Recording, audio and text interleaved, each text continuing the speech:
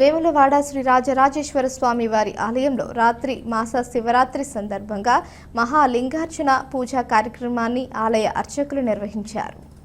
ఉదయం స్వామివారికి ప్రత్యేక పూజలు నిర్వహించారు. ముందుగా జ్యోతులను లింగాకారంలో వెలిగించి విశేష పూజలు చేశారు. అధిక సంఖ్యలో భక్తులు తరలి రావడంతో ఆలయంతో పాటు పరిసర ప్రాంతాలు భక్తులతో కిటకిటలాడాయి.